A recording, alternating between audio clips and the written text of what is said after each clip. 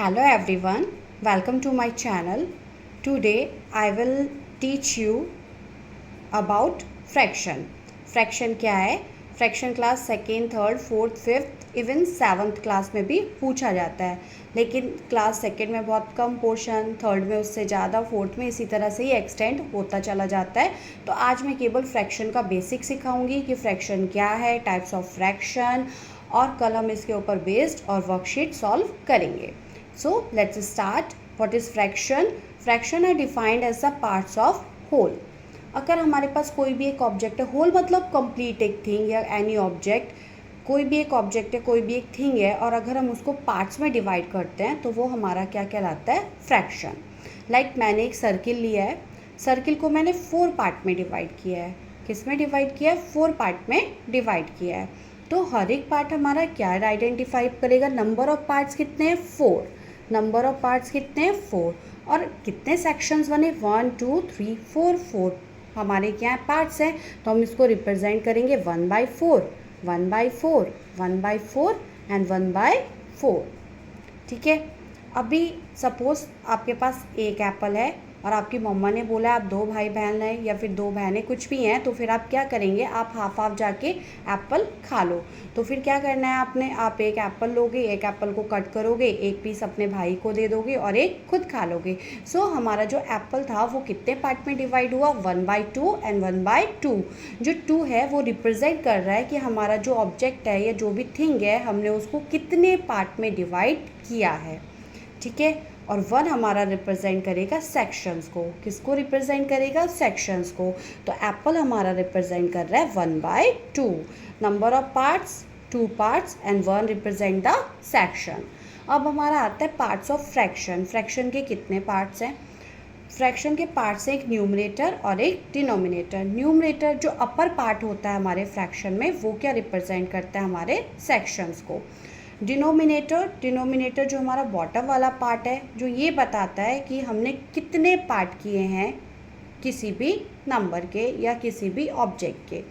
Like जैसे मैंने example लिया 7/8, 7/8। So 7 is the numerator and 8 is the denominator. तो जो ऊपर वाली वैल्यू होती है, upper value is called numerator and bottom value या lower value is called denominator.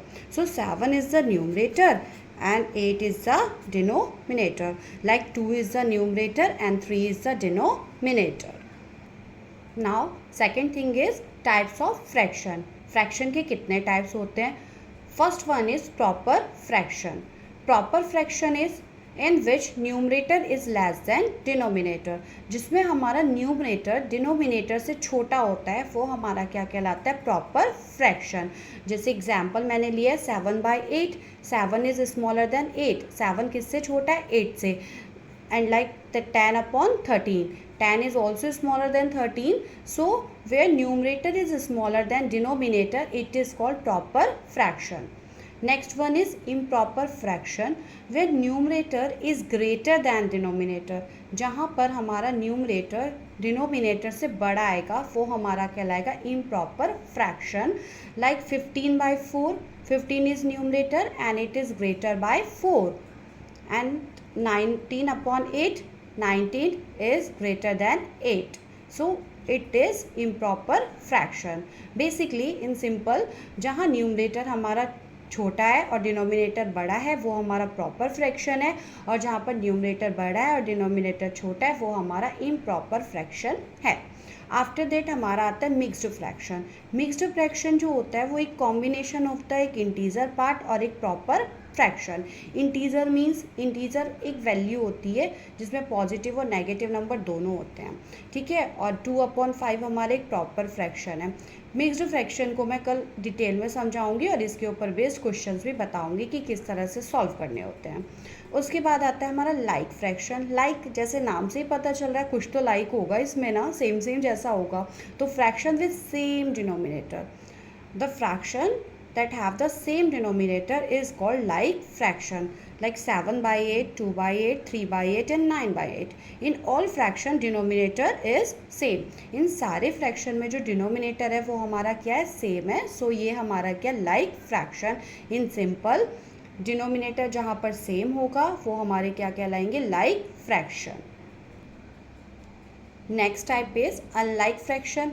अब फिर से इससे नाम से ही पता चल रहा है, अनलाइक मतलब जो सेम नहीं होंगे या फिर कुछ सेम होगा और कुछ डिफरेंट होगा।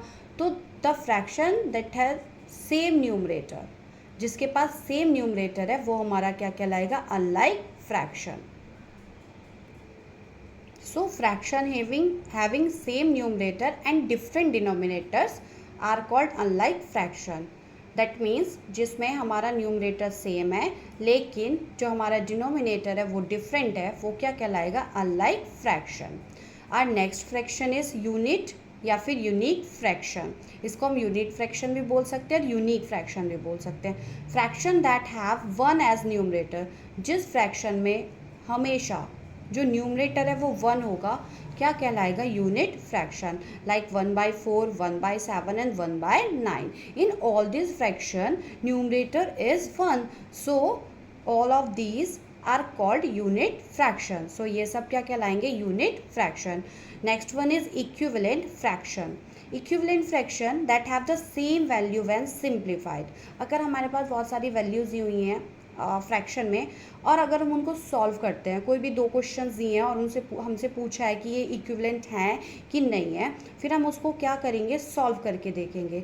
सॉल्व करने के बाद अगर हम उसको सिंपलेस्ट फॉर्म में करते हैं, सॉल्व करने के बाद सेम वैल्यू आती है, तब वो हमारा क्या कहलाता है, इक्विवेलेंट फ्रैक्शन।